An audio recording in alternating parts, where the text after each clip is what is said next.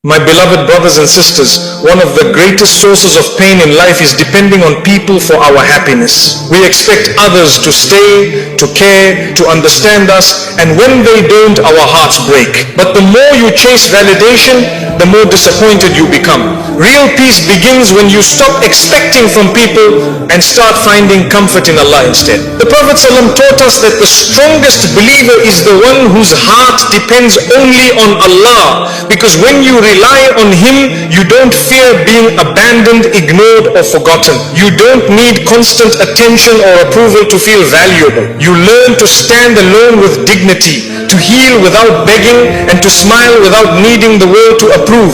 Being happy alone doesn't mean isolating yourself. It means building a heart that is complete with or without the company of others. Because when Allah is enough for you, no one can make you feel empty. Happiness comes from Allah, not from people. True happiness begins when the heart stops demanding from creation.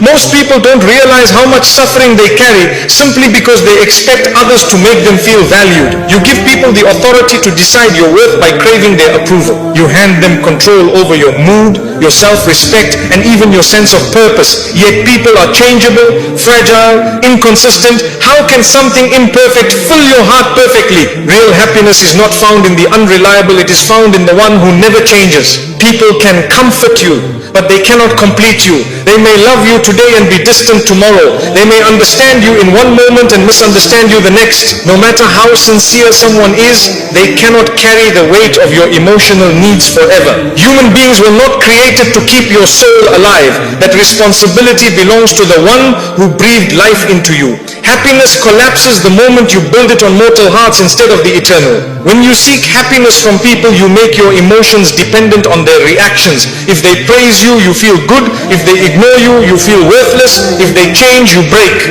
You spend your life trying to keep others close so you don't lose yourself.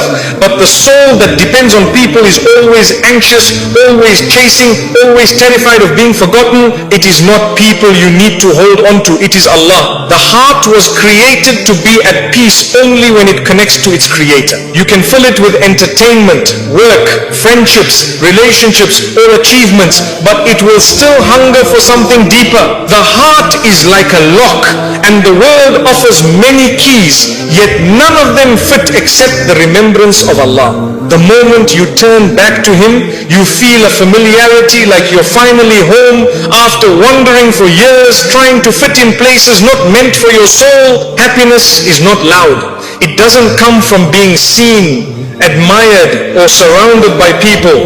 It comes quietly, like a secret conversation between you and Allah. It appears in sujood when your forehead touches the ground and your heart finally stops pretending to be strong. It appears when you recite Quran and feel your chest soften as though Allah Himself is answering your confusion. Happiness lives in the unseen moments where your heart connects to its source. When Allah becomes your source of happiness, you stop putting pressure on relationships. You don't need people to constantly reassure you. You don't panic when someone pulls away. You don't break when someone leaves. You can love with kindness without being dependent. You can care without losing yourself. You can give without expecting anything back. Love becomes purer because it is not built on need, it is built on sincerity. The irony of life is that the more you depend on people for happiness, the more they disappoint you. And the more your heart depends on Allah, the more Allah brings the right people into your life without you chasing them. When the soul becomes rich with remembrance, the world becomes a gift instead of a requirement. You are happy with or without company. You are stable with or without attention, because your heart has already found its nourishment. Many people fear loneliness not because they are alone, but because their happiness is external. They need noise to distract them, affection to feel worthy, and attention to feel alive. But loneliness becomes peaceful when your heart is accompanied by Allah. You no longer need company to escape yourself.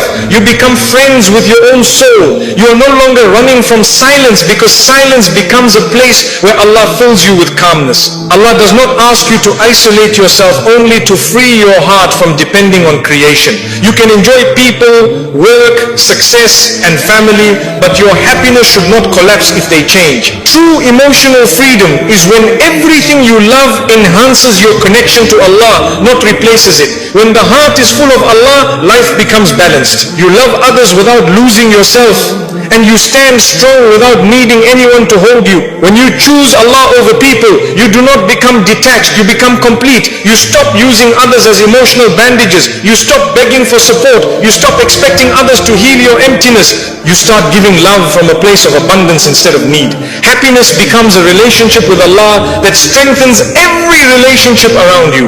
Love becomes healthier when it is not feeding your insecurities. Happiness grows every time you worship with sincerity. Salah is not just a ritual, it is medicine. Dhikr is not repetition, it is nourishment. Quran is not recitation, it is oxygen for a suffocating soul. When you are distressed, the Quran removes heaviness. When you feel lost, dhikr anchors you. When you are overwhelmed, salah clears your heart like rain washing dust from a window. The heart is most alive when it remembers its creator. It is not the world that makes life beautiful, it is gratitude. Even small blessings become precious when you see them through Allah. A simple cup of water tastes sweeter. A quiet moment becomes meaningful. A small act of kindness feels profound. Gratitude does not change your life, it changes your vision. And when your vision changes, your life suddenly feels rich without needing more. The world constantly tells us that happiness depends on achievement, popularity, love, or wealth. But the heart knows better. It doesn't crave applause, it craves peace. It doesn't crave ownership, it craves contentment. It doesn't crave being surrounded, it craves being understood. And no one understands you more than the one who created you. Allah knows the contradictions in your heart, the battles in your mind, and the secrets behind your tears. A meaningful life begins when you ask less from people and more from Allah. Instead of saying, make me happy, say, make me grateful. Instead of saying, take away my pain, say, give me strength. Instead of saying, change them, say, purify my heart. Happiness is not having perfect circumstances, it is having a heart that trusts its Lord in every circumstance. When your happiness comes from Allah, the highs of life do not intoxicate you and the lows do not destroy you. You become balanced. You don't become arrogant when blessed, and you don't become hopeless when tested. You see blessings as opportunities to thank Allah and trials as invitations to return to Allah. Your heart is not controlled by swings of emotion, it is anchored by faith. You stop trying to make everyone love you. You focus instead on becoming someone Allah loves. You stop needing compliments to feel confident. You stop needing attention to feel seen. You stop letting people define you. You begin to define yourself by how close you are to Allah. The world's judgment becomes irrelevant compared to Allah's acceptance. And that shift brings peace deeper than applause ever could. The heart that depends on Allah becomes a giver.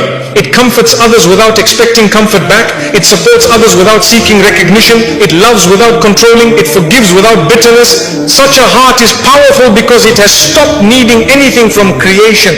It serves Allah through serving people, but it does not serve people to feed a starving ego. It becomes a source of light instead of a seeker of validation. When you feel empty, it is not a sign you need more people, it is a sign you need more connection with Allah. When the soul is unfulfilled, it begins to drain relationships, jobs, and pleasure for meaning, but nothing created can fill a void that was designed to be filled by worship.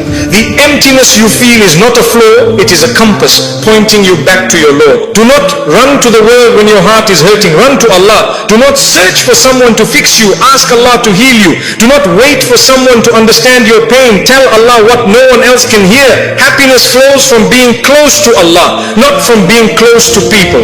And the closer you are to Him, the more peaceful you become with or without others. When you finally allow Allah to be your comfort, your support, your listener, your provider, your refuge, your friend, happiness stops being fragile. No one can break you with their absence, and no one can control you with their presence. You stop living for attention. You stop fearing rejection. You stop chasing love, because the heart that finds its happiness in Allah becomes unbreakable, complete, and beautifully free. Let go of expectations to protect your peace. Most of our emotional pain does not come from what people do to us, but from what we expect them to do. We assume others should care the way we care, understand the way we understand, or love the way we love. When they don't, we feel betrayed. But the real betrayal comes from our own expectations. We create an image of how someone should behave, then punish ourselves when they act according to who they really are. Peace begins when you stop demanding from people what they never promised to give you. Expectations are invisible contracts you write without the other person's consent. You expect a friend to check on you, a family member to appreciate you, or a partner to always understand you. Yet you never asked them and they never agreed. When they fail to fulfill your expectations, you call it disappointment, but it's really the collision between reality and imagination. Letting go of expectations doesn't make you cold, it makes you free. Letting go of expectations does not mean you stop loving people, it means you stop suffering because of them. You can care without demanding care back. You can be sincere without needing reciprocation. You can do good without waiting for applause. When your heart no longer waits for others to complete it, you experience a love that isn't heavy, a friendship that isn't exhausting, and a life that isn't full of emotional debt. When you stop expecting from people, your relationships become healthier. You begin to appreciate what they give instead of criticizing what they don't. You become grateful for sincerity instead of hunting for perfection. You start valuing effort instead of measuring flaws. You realize that no one is obligated to heal your wounds, carry your emotions, or live up to a version of themselves you have in your mind. Acceptance is the soil where peace grows. Expectations turn kindness into currency. When you do something good hoping to receive something in return, you end up disappointed. But when you do good for the sake of Allah, the heart becomes weightless. You no longer say, I did this for them, and instead you say, I did this for him. Your reward is no longer delayed because Allah sees what others overlook. You free yourself from the emotional debt of waiting for humans to repay you. The less you expect, the more you observe.